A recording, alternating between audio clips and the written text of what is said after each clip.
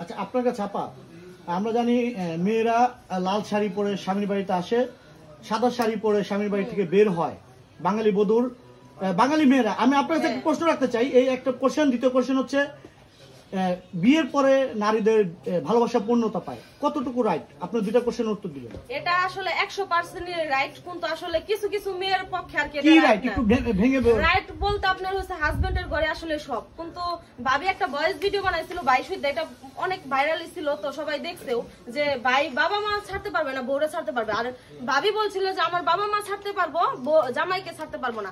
তো ভাবি কেন আজকে হলো জামাইকে ছেড়ে বাবা মার ঘরে গেল? আজকে পারতো না যে ভাইয়ের কাছে থাকতে? একটা বার নত হইতো, বলতো যে আমার ভুল হয়েছে, আমার রাখো। একটা বার এই কথা না বলে সোজা সোজা আইসা ডিভোর্স আর কি বলে মেয়েরা দিয়ে, বাইকে দিয়ে টাকাটা হাতে করে নিয়ে চলে গেল। এটা কেমনে পারলো? এটা দেখে আমি ওইখানে দাঁড়িয়ে আছিলাম, আমার নিজের চোখ দিয়ে তো পানি বেড়েছে যে আসলে একটা মুহূর্তে এই সম্পর্ক কিভাবে ভেঙে যায়। আরেকটা ইউনিভার্সাল ট্রুথ, সত্য কথা বলি, আমার এই আশেপাশে সব লোক উপস্থিত ছিল। এইখানে ঘটে যাওয়ার ঘটনার পরিপ্রেক্ষিতে ওনারা একটা কথাই বলছে যে যদি 1 কোটি টাকা লাগে এই মেয়ে যদি চলে যায়, তাও আলম তোমার জন্য মঙ্গল হয়েছে। এই কথাটা এলাকার লোকজন কখন বলে? প্রত্যেকটা লোক চায় যে সংসার যেন বিচ্ছিন্ন না হয়, সংসার করুক, সুখে থাকুক, ভালো থাকুক। কিন্তু ওই স্টেজটা আমাদের আসে নাই যে মীমাংসা বসবো, মিউচুয়ালে যাবো। আমি কিন্তু লাইভে একবার একটা কথা বলছিলাম, মনে রাখেন, যে আমি দোষী, আমি অপরাধী। উনি বলছে ওনার ফ্যামিলির লোকজন নিয়ে, আমার ফ্যামিলির লোকজন নিয়ে আমরা একবার বসি, বাড়িতে আসেন। আমি এটা লাইভে বলছিলাম যে সাহস থাকলে আসুক। সেই সময়টা কেন ওনারা তৈরি করে নাই? সেটা কেন তৈরি করলো না? কেন সেটা আসলো না? আমি তো লাইভে বলছি। আচ্ছা আপা, আপনার কাছে কোশ্চেনটা আমি পাইনি, বিয়ের পরে কি বাঙালি নারীদের ভালোবাসা পূর্ণতা পায়? অবশ্যই পূর্ণতা পায়। কিভাবে পায় একটু ব্যাখ্যা দিবেন? ব্যাখ্যা আপনার আসলে স্বামীর ঘরে আসলে স্বামীর যদি কথা শুনে বউরা, তাহলে সবকিছু সুখী, সবকিছুই ভালো। আর যদি স্বামী যেটা বলে ওইটার উল্টাটা করে, তাহলে তো সংসার অলটাইম ঝগড়া লাগবেই। আসলে আমরা কিছু কিছু মেয়েরা আসছি অনেক মাথা গরম, এগুলো মেয়েদের সংসার আর কি বেশি ঝামেলা হয়। আলম ভাই, আমি একটা প্রশ্ন করি। আপনার ওয়াইফ একটা অভিযোগ করছে, আপনারা বাড়িতে গেছিলেন এক জায়গায়, যাওয়ার পরে আপনার ওয়াইফকে আপনি এক ঘরে আটকে রাখছেন। একবারে ডাবল মিথ্যা কথা। ওর আমি কইছি ওর এই মিথ্যা কথা বলার জন্য, ওর উপরে যেন আমি তখন ওর স্বামী রানী, ওর উপর যেন লান্নত আছে, ওর যেন মহান রব্বুল আলামিনের পক্ষ থেকে ওর উপরে লান্নত নাজিল হয়। ওই যে কত বড় মিথ্যাবাদী, ও একটা পাপী, একটা অসভ্য বেয়াদব এই কথা বলছে। এটা পুরো ঢাকা মিথ্যা কথা হইছে। হ্যাঁ, এই ধরনের মিথ্যা কথা বলে আসলে সে কি লাভ করতে যাচ্ছে? আসলে ফাউল। ও আসলে চুরি করে সবচেয়ে বড় অপরাধী হয়েছে, চোর। নিজের চোর অপরাধ ঢাকার জন্য এই কথা বলছে। আমি যে পাসওয়ার্ড সবকিছু স্ক্রিনশট রেকর্ড দিয়ে রাখছি, এখন ও কখন কোন কথা কিভাবে বলবে নিজে প্রমাণ পায় না, স্থির থাকতে পারে না।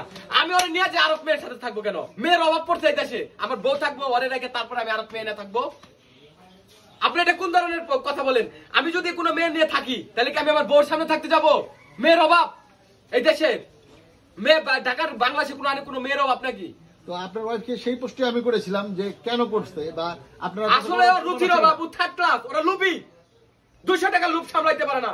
পেজে যখন আমার শাশুড়ি শুনছে যে পেজ থেকে টাকা ইনকাম হয়, টাকা আসে, আমি বলছি যে যদি এত টাকা আসে, এত টাকা হয়, আমার জন্য দোয়া করবেন, আপনাদের কিছুই দরকার নাই। তারপরে কয় ওরে পেজ খুলে দাও। আজকে থেকে 3 মাস আগের ঘটনা, আমি ব্যাংক অ্যাকাউন্ট খুলে দেই। আমার শাশুড়ি আমারে বলছিল লুপ সামলাইতে পারেন। আমি অপরাধী, আমি ভিকটিম, আমি দোষী, আমি স্বীকার করলাম।